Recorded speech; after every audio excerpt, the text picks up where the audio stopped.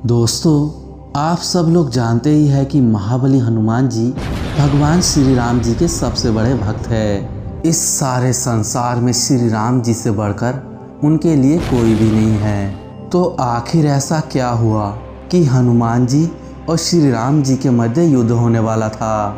इस प्रश्न का उत्तर जानने के लिए इस वीडियो को अंत तक ज़रूर देखें। दोस्तों, पौराणिक कथाओं के अनुसार अश्वमेध यज्ञ पूर्ण होने के पश्चात भगवान श्री राम जी ने एक बड़ी सभा का आयोजन किया और उसमें सभी देवताओं और ऋषि मुनियों सहित समस्त आर्यवर्त के राजाओं को भी आमंत्रित किया।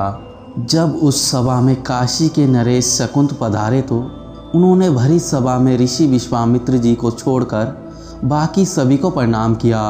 इस कारण ऋषि विश्वामित्र क्रोधित हो उठे और वे भगवान श्री राम जी के पास पहुंच गए।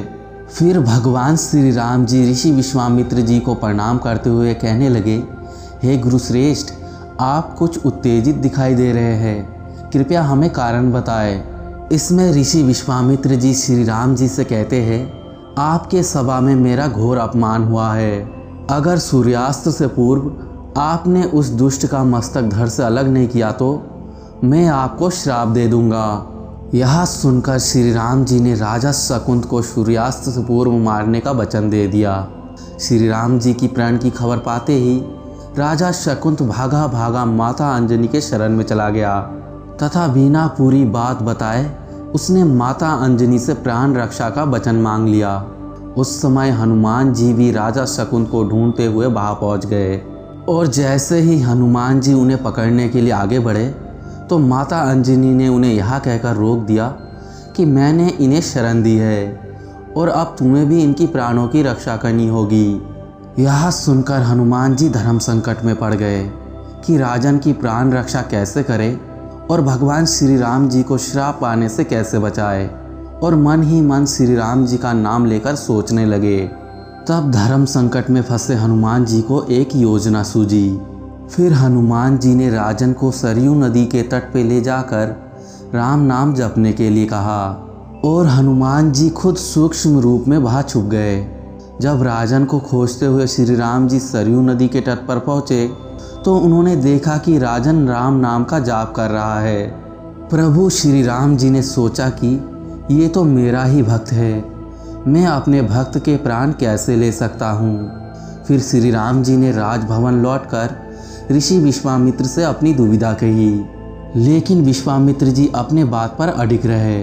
इस कारण श्री राम जी को फिर से राजन के प्राण लेने हेतु सरयू नदी के तट पर लौटना पड़ा। हनुमान जी जानते थे कि राम नाम जपते हुए राजन को कोई भी नहीं मार सकता, स्वयं भगवान श्री राम जी भी नहीं।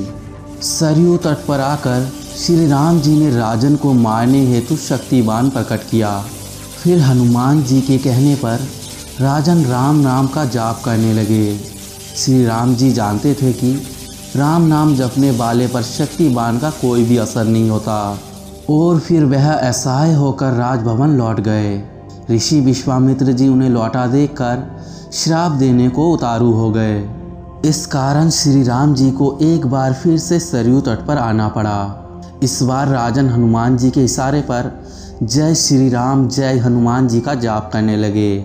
प्रभु श्री राम जी ने सोचा कि मेरे नाम के साथ साथ राजन शक्ति और भक्ति की भी जय बोल रहा है, ऐसे में कोई भी अस्त्र और शस्त्र इन्हें मार नहीं सकता। इस संकट को देखकर श्री राम जी मूर्छित हो गए।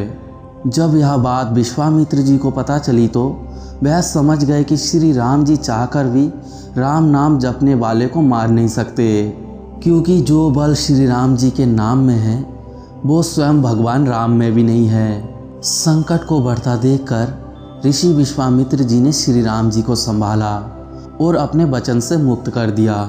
इस प्रकार हनुमान जी ने राम नाम के सहारे स्वयं भगवान श्री राम जी को भी हरा दिया। दोस्तों, अगर यह वीडियो आपको अच्छा लगता है तो लाइक करें, कमेंट करें, शेयर करें और हमारे चैनल को सब्सक्राइब करना ना भूलें। मिलते हैं अगले नए वीडियो में, तब तक के लिए जय श्री राम।